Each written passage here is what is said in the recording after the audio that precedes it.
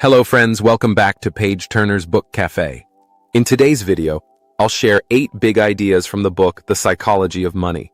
Let's dive straight in. The first big idea is, you don't know everything. We all form opinions based on our personal experiences. But remember, there are 8 billion people in the world, each with their unique perspective. What seems obvious to you might seem crazy to someone else.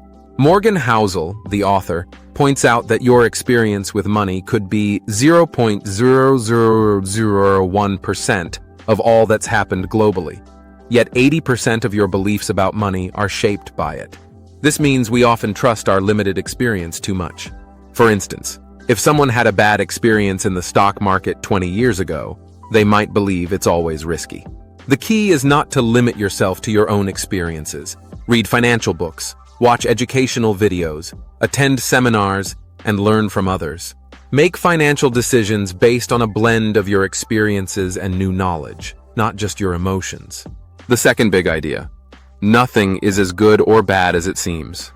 The world is complex, and often the outcomes of our actions are beyond our control. For example, an entrepreneur might have a great product and perfect timing, but a sudden disaster, like the 2020 COVID pandemic, can disrupt everything. Housel emphasizes that what we perceive isn't always the full picture. When making financial decisions, consider both luck and risk. Don't make a decision solely based on a success story or failure you've heard about. This is where the concept of survivorship bias comes in. Remember, the key is to keep moving forward toward your goals. Learn from mistakes, yours and others, and never let success or failure get to your head. The third big idea is, how much is enough? Depending solely on a job in today's economy, especially with rising inflation, isn't wise. It's great to have a side asset or multiple income streams, but ask yourself, how much money is enough? Always chasing more can be harmful to your mental health and lead to greed, which has ruined even the smartest people. To avoid this, Housel suggests 2 practical steps. 1. Stop moving the goalpost. Set a fixed financial goal, and once you achieve it, take a moment to enjoy the fruits of your hard work. 2. Never compare yourself to others. Your life, thoughts, and decisions are yours, so don't let comparison breed jealousy or steal your peace. The fourth big idea is understanding the power of compounding. The universe operates on a process where each step you take builds on the previous one, like how flowing water gradually shapes stones. To build wealth, you need to follow a similar pattern. Invest wisely, but more importantly, stay invested for a long time. Warren Buffett's wealth is a prime example. Of his $84 billion fortune, $81 billion came after his 65th birthday. Compare that with Jim Simons, who has a higher annual return rate but started investing later in life. Buffett's long-term investment strategy demonstrates the power of compounding. This principle is also well explained in James Clear's book, Atomic Habits. Small, consistent efforts over time lead to extraordinary results. The fifth big idea is getting rich versus staying rich. With the rise of the internet and social media, starting a side asset has never been easier. You can invest in stocks, crypto, or other ventures and become rich with the right knowledge and risk tolerance. But staying rich is the real challenge. Today, earning is easier, but spending is even easier. The key to preserving wealth is spending wisely. Don't assume that just because you were successful yesterday, you'll be successful tomorrow.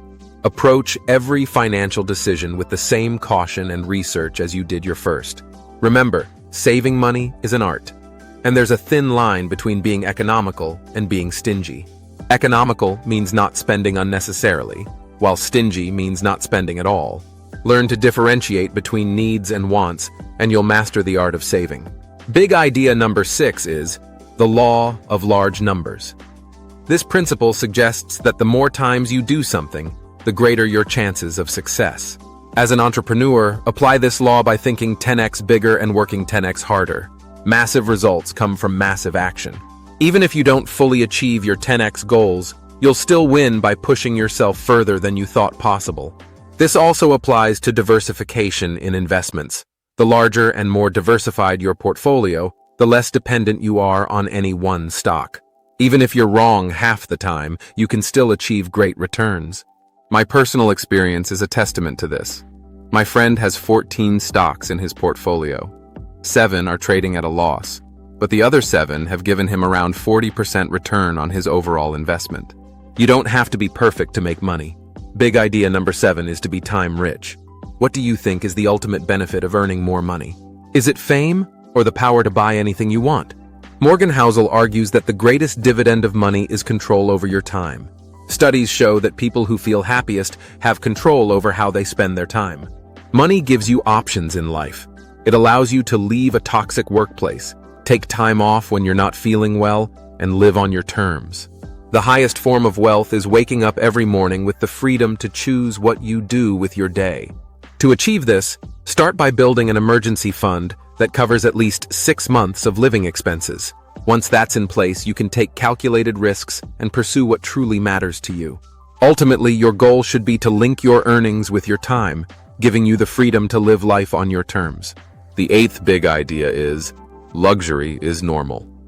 Imagine seeing a sports car on the road. Do you remember the driver or just the car? Chances are you only recall your excitement about the car. Luxury items are eye-catching, but their purpose is often just to impress. Housel notes that while we think people are impressed by our luxury items, they're just impressed by the item itself, not us. A luxury car and a regular car both serve the same purpose, getting you from point A to point B. The difference is the price tag and maintenance cost. Remember, luxury items are liabilities, not assets. They take money out of your pocket instead of putting it in.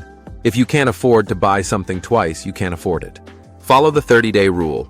If you still want something after 30 days, then consider buying it. And always purchase luxury items from your passive income, not your active income, to avoid financial strain.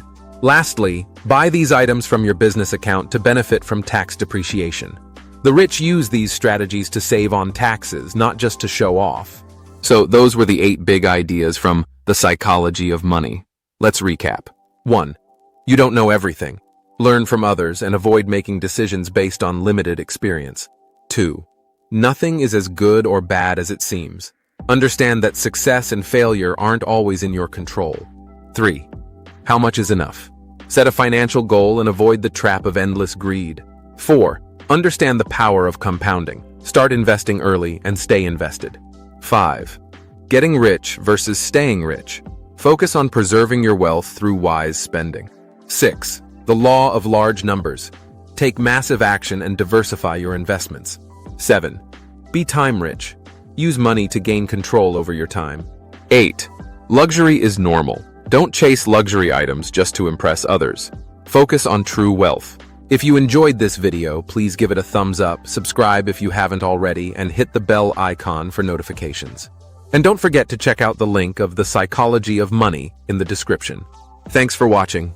Keep reading, keep learning, keep growing,